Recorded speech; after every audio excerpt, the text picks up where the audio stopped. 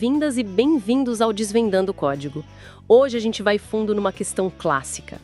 Por que meu Spark às vezes parece um foguete e outras vezes, uma tartaruga? Pois é. E a resposta, como o próprio material de performance tuning do Spark mostra, está muito ligada à arquitetura interna dele. Entender isso é fundamental. Total, muita gente usa sem pensar muito, né? Mas conhecer arquitetura pode ser o divisor de águas. Então, bora desvendar essa caixa preta. Por onde a gente começa? Vamos começar pelos pilares mesmo. O Driver e os Executors. E claro, tem o Cluster Manager orquestrando tudo por trás. Beleza, Driver e Executors. Quem faz o que aí? Imagino que o Driver seja o chefe. Exato. O Driver é o cérebro da operação. Ele pega o nosso código, conversa lá com o Catalyst Optimizer para bolar o melhor plano de execução, aquele tal do DAG, o grafo acíclico direcionado. Ah, o DAG, o mapa do tesouro dos dados. Tipo isso, é o plano otimizado e, muito importante, o driver geralmente não manipula os dados diretamente, para ele mesmo não virar um gargalo, sabe? Entendi. E os executors? São a galera que pega no pesado. São os músculos. Cada executor roda na sua própria máquina virtual JADA, a JVM, né? E tem os slots, geralmente um por núcleo de CPU, para executar as tarefas que o driver manda, tudo em paralelo. Faz sentido. E onde entra a Spark Session nessa história? A Spark Session é a nossa porta de entrada para falar com o Spark, para iniciar tudo isso. Tá, driver planeja com o DAG.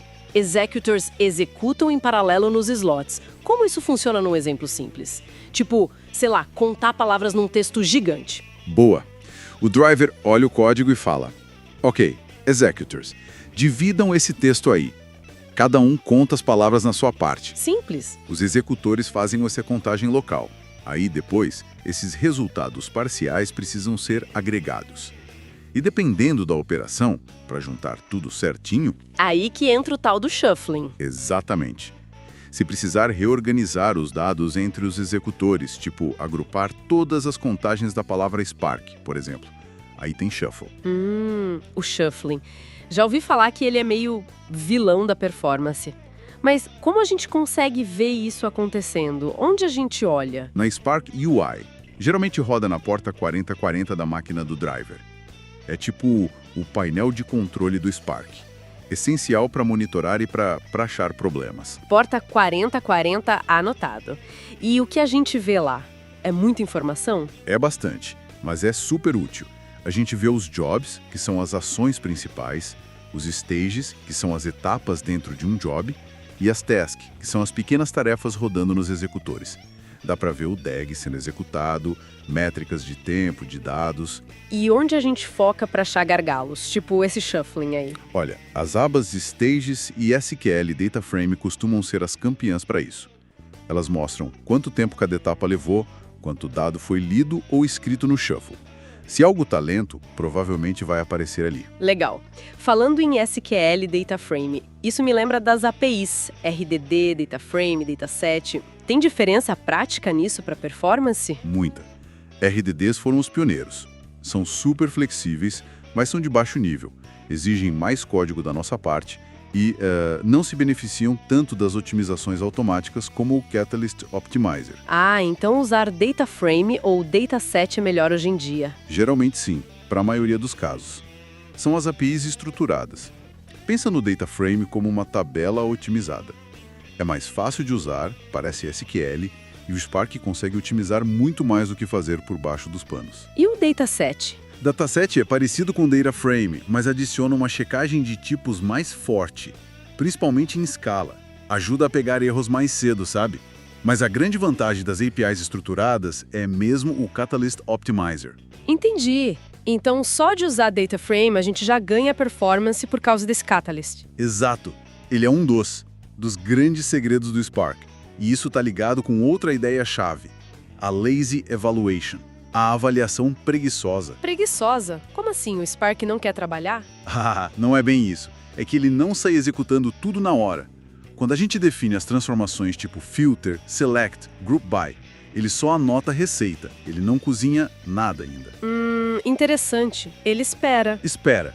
Só quando a gente chama uma action, tipo count, show, save, é que ele olha a receita inteira, o DAG, usa o Catalyst para otimizar essa receita e aí sim ele começa a executar as tarefas nos executors. Ah, então essa preguiça, na verdade, é inteligência. Dá tempo para ele planejar melhor. E tem tipos diferentes de transformações nessa receita. Tem sim, e a diferença é crucial para o shuffling. Tem as Narrow Transformations, tipo Filter ou Nap. Essas são mais simples. Cada partição de entrada gera uma de saída, sem precisar conversar com as outras. Ok, essas parecem tranquilas. E tem as Wide Transformations, como Group By, Join, Sort. Essas são as que exigem a troca de figurinhas entre os executors, o shuffling. E são essas Wide Transformations que quebram o trabalho naqueles stages que a gente vê no UI? Precisamente. Uma action dispara um job.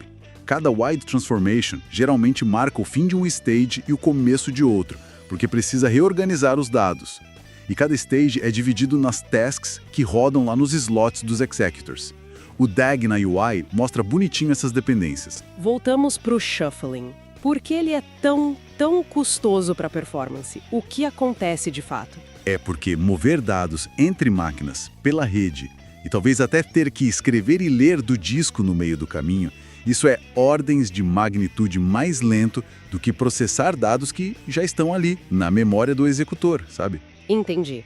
É tipo mudar todo mundo de sala no meio de uma reunião. Atrasa tudo. Perfeito. E o tempo de Shuffle Read e Shuffle Write, que aparece na Spark UI, denuncia exatamente esse custo. Mas o Spark deve ter uns truques para otimizar isso, né? Além do Catalyst, ouvi falar de Tungsten e AQE. Tem sim. O Tungsten é um projeto focado em otimizar o uso bruto de CPU e memória, com coisas como geração de código em tempo de execução. E o Adaptive Query Execution, o AQE, é mais recente e bem esperto. O que ele faz? O AQE consegue ajustar o plano de execução durante a execução do job. Ele olha as estatísticas reais e pode, por exemplo, mudar a forma como um join é feito ou ajustar o número de partições depois de um shuffle se perceber que a estimativa inicial não foi boa, ou até lidar com dados desbalanceados, o famoso skew. Uau! Então o Spark não só planeja bem, mas também se adapta no meio do caminho. Exato, especialmente nas versões mais novas. Nossa, então conhecer essa arquitetura toda, driver, executor, o fluxo com DAG, o impacto do shuffle, as APIs estruturadas, lazy evaluation e essas otimizações como Catalyst e AQE realmente muda o jogo, né? Não é só teoria. Com certeza. É a base para a gente poder usar ferramentas como a Spark UI de forma inteligente e seguir as dicas da documentação de performance tuning para otimizar nosso código. Entender a arquitetura te dá o poder de investigar e melhorar.